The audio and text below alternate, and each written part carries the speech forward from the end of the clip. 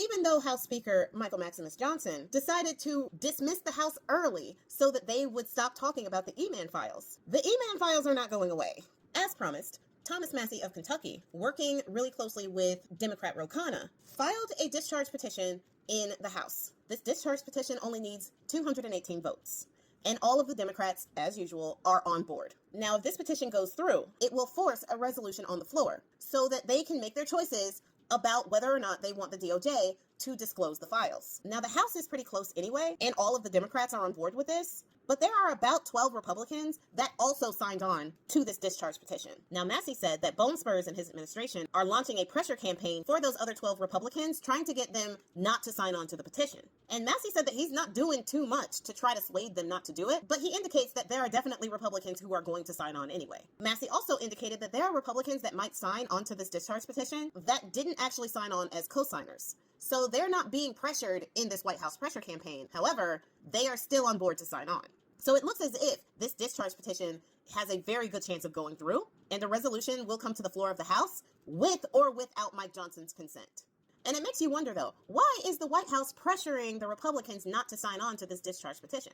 I thought they wanted to be completely transparent about this. According to Lyon Levitt, they are the most transparent White House that you could ever find, and the most transparent administration. But yet, they don't want to release the files. And when they do, it's 33,000 pages, 97% of which we already know. Now, Johnson swears out that the Republicans have been very transparent when it comes to these files, and there is no need for a resolution on the floor because the DOJ is releasing the files, and they're doing all the things that they can.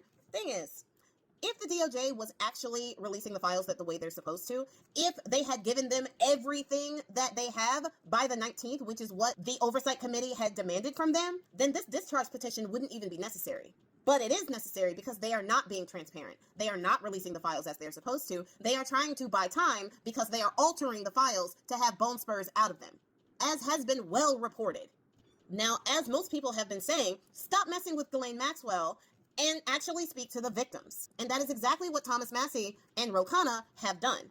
They organized a rally this morning where the victims actually spoke out. One of the victims who spoke said that she went on a trip with E-Man and Bill Clinton. And she also said that E-Man was very proud of his relationship with Bone Spurs, and even had one of those 8x10 framed pictures on his desk with him and Bone Spurs. So we do know that during that time, during the time in question, Bone Spurs was best friends with E-Man. You telling me he didn't know nothing?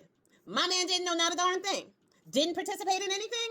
This guy? The grab him by the hoo-ha guy? The when you're famous, they let you do it? I just kissed them guy? That guy? Didn't participate? Okay. Now, another survivor made an announcement. As many people have already speculated, the survivors know who is on the list. So she said that they are going to compile their own list, making sure that the people who contribute to the names on the list are confidential.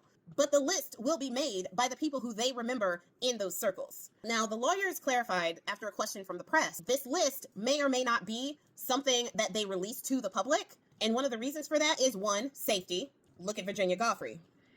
And the other reason is they want to make sure that if they do release a list, something is actually going to happen with the list. It's not just going to be like this trending spectacle of, look who's in the list, but then nobody on that list is held accountable. So the lawyers did speak out in the press conference and say that if somebody is willing to prosecute and can protect the victims and not the perpetrators, that is a completely different story. So they want to make sure that the list can be entered into some type of evidence. But even with all of that, they say the government has the list. The government has all of the things that the American people should know, and they should release it. So that is their main goal, is getting the government to actually release the list that they have, unscrubbed, of Bone Spurs' name, which is probably too late by now because they've been scrubbing it for months. How many times was his name in there? Seriously.